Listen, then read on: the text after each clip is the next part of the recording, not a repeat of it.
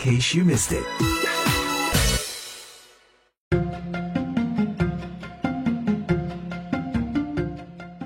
Keberhasilan The Shadows Race menembus pasar internasional membuat banyak pihak berpendapat bahwa film laga Indonesia berpotensi menembus pasar yang lebih luas. Disutradari oleh sinias kenamaan Timo Cahyanto, film laga nonstop ini berhasil masuk dalam daftar Global Top 10 film non-Inggris hanya 6 hari setelah peluncurannya di layanan streaming Netflix.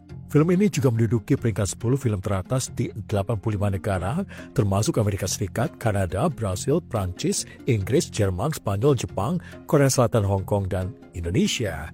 Di beberapa negara, film ini bahkan bertahan di posisi puncak selama berpekan-pekan. Arif Budiman berbincang dengan Timo Cahyanto dan movie blogger Rama Tambubolon yang berbasis di Los Angeles, California, mengenai peluang film laga Indonesia menembus pasar Amerika Serikat. The Shadows Race menandai proyek paling ambisius Timo Cahyanto bersama Netflix setelah bekerjasama dengan seniman bela diri terkemuka Iko Uwais dan Joe Taslim dalam film hit tahun 2018 The Night Comes For Us dan film komedi aksi blockbuster tahun 2022 The Big Four. Dihubungi VOA menyusul keberhasilan filmnya, Timo menjawab dengan nada merendah. Not just me, but like there has been some pretty solid Indonesian, action movies, so. We can do it. We just need time. Timo ada benarnya. Film-film laga Indonesia menjadi sorotan setelah dirilisnya film Droid Redemption yang disutradarai Gareth Evans dan dibintangi Iko Uwais, Yahya Rurian, dan Joe Taslim yang kemudian disusul oleh sequelnya Droid 2. Kalau kita ngomong the American market, well, I think the closest one which has been successful in kind of like existing in the American market ya adalah The Raid kan.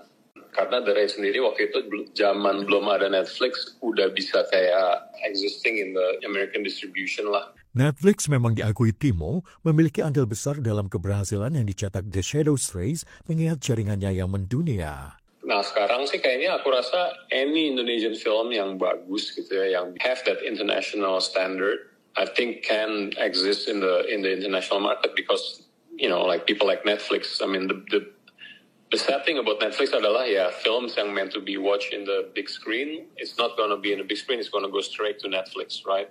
Tapi the benefit of that adalah if your film is making enough noise, then the impact will be quite instantaneous karena nggak cuma di Indonesia doang, tapi langsung keluar kayak di Jepang, di Amerika, bahkan sampai sekarang, surprisingly, film like The Shadows Race still number one in Saudi Arabia, still number one in I think Brazil.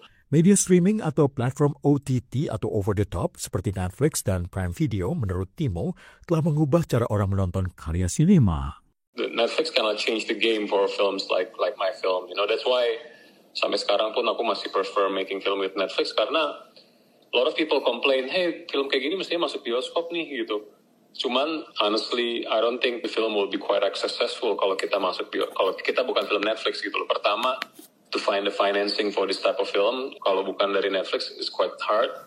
And also, because of the violent level, it makes it hard for us to get a rating that we want, gitu. Bisa aja 21+, So there's a lot of factor yang makes me feel like, Netflix is much more benefiting for this type of film. Pernyataan Timo dibenarkan Rama Tambubolon, movie blogger yang berbasis di Los Angeles, California, yang juga tercatat sebagai anggota sejumlah asosiasi kritikus film di Amerika seperti Hollywood Creative Alliance dan Los Angeles Film Critics Society. Thanks to streaming service kayak Netflix, Prime Video, yang membuat possible film-film Indonesia mendapat ditontonin dengan banyak audience. Yang bukan hanya di bioskop doang gitu. Jadi itulah kenapa lebih possible sekarang dibandingkan yang dulu. Karena formatnya sudah beda. Apa sebetulnya keunggulan film The Shadows Race dibandingkan film-film laga Hollywood? Timo mengakui selain koreografi perkelahian yang apik, kebrutalan menjadi faktor yang menentukan. We can never compete with Hollywood in terms of the spectacle. They can do people jumping from a helicopter and people fighting from like 5 BMWs and the BMWs explode gitu-gitu. So I think one way to sell that we have a certain kind of viscerality gitu adalah emang kita find a way. Well, the Indonesian way is the brutal way. Like I think when we talk about places like Jakarta atau apa gitu, we always talk about greedy and quite unforgiving. So I think it sort of speaks with the action tone of what we are providing di sini gitu. Apalagi bela diri kita kan mayoritas kan silat kan. Silat is interesting in a way that it can be brutal yet beautiful, Brutalitas erat kaitannya dengan semburan darah di mana-mana. Dan ini bukan tidak mungkin akan membuat sejumlah orang enggan untuk menontonnya. Namun menurut Rama, itulah tuntutan pasar untuk film laga saat ini. Ketika ditanya apakah mungkin membuat film laga yang tidak banyak menampilkan darah, Rama menjawab. Bisa dibuat kayak begitu. Di sini Amerika istilahnya PG-13 rating. Tapi nggak begitu populer sih menurut aku ya. Karena orang kalau nonton film action kayak begitu, mereka ekspektasinya mau lihat gitu. Kalau nggak dikasih lihat, merasa dikecewakan gitu. Saya bayar tiket untuk ini. Sekarang action biasanya rata-rata rated R. Jadi violence-nya dilihatin semua violence-nya. Bisa nggak harus brutal melulu. Tapi bakal disukai atau enggak? I think my answer will be no. I think the audiences right now, karena John Wick movies, karena The Raid, udah populer gitu, orang nggak mau balik, ke PG-13 film. Rama lebih jauh mengatakan ada pergeseran selera di kalangan penonton, termasuk di Amerika, terhadap film laga. Apa yang penonton tertarik selalu berubah dengan waktu, dengan zaman. Jadi mungkin Crouching Tiger, Hidden Dragon 20 tahun lalu itu generasinya itu mereka yang bisa konsumsi, to them that was popular, to them that was a great movie. And tapi flavor, people's taste in movies, they evolve. Selalu ada evolusi dengan with time. Meski demikian, Rama menyebutkan keberhasilan The Shadows Race tidak terlepas dari keberhasilan film-film laga dari Asia lainnya. Action movie itu memang diekspektasikan dari film-film Indonesia karena stereotipnya, Asian movies is action movies. That's what the audiences expect. That's why Shadows Race, The Night Comes For Us, The Raid, they're popular on Netflix. Bagaimana dengan unsur internasional? Di pembuka film The Shadows Race, Timo sengaja menampilkan adegan brutal yang seolah digambarkan berlangsung di Jepang. Apakah ini juga menjadi faktor yang sengaja ditawarkan Timo untuk mengundang atensi penonton di luar Indonesia? Yeah, of course. I mean, why not? At the end, it is about international organization. Kan, this Assassin Rings tuh kayak emang, I never said it's limited to just di Indonesia. Jadi, I think there's something funny about Japanese people where ninja is originated from Japan, yet they are killed by a bunch of Indonesian ninjas. I think there's something darkly comedic about that, gitu, and it's always kind of like interesting in the genre trope. I always kind of try to add a whole pan-Asian sort of flavor karena as a filmmaker, aku sendiri juga I wasn't just grown di Indonesia gitu loh. I was born in Germany, then I went to Sydney at some point. Banyak pengawat film mengatakan The Shadows Race menakjubkan secara sinematik. Film ini menampilkan semua jenis aksi yang bisa dibayangkan, mulai dari aksi mobil, tembak-menembak, kekacauan di kedai teh tradisional Jepang, perkelahian kacau di klub malam, dan pertarungan tangan kosong. Koreografi perkelahian juga menampilkan silat, kickboxing, dan beragam senjata, termasuk pedang katana Jepang. Timo menjelaskan. A lot of people think like, oh, gila ya, this must be like 30 million. No, it's like, I wish it's 30 million. It's almost like 1/10 that number gitu. So Indonesia still allows us to kind of cheat our way around budget. Maksudnya cheat itu in a creative way ya, kayak we can make things look much more in Indonesia daripada kita shoot di something like Hollywood. Because I've shot a movie in Hollywood, right? Like I did, after I shot The Shadows Race, I did Nobody 2. And the budget difference, even though like Nobody 2 is way bigger budget than Shadows Race, cuman the constraint of like Hollywood rules emang lebih kerasa daripada kita di Indonesia gitu. So di Indonesia, I think the benefit is we are allowed to put significant amount of our budget to what we are shown on the screen. So it's all like creative stuff tuh masih bisa kita taruh banyak banget gitu loh. Apakah ini berarti kalau diputar di Hollywood, film ini akan menelan biaya yang jauh lebih besar? Yeah, it's just much more costly and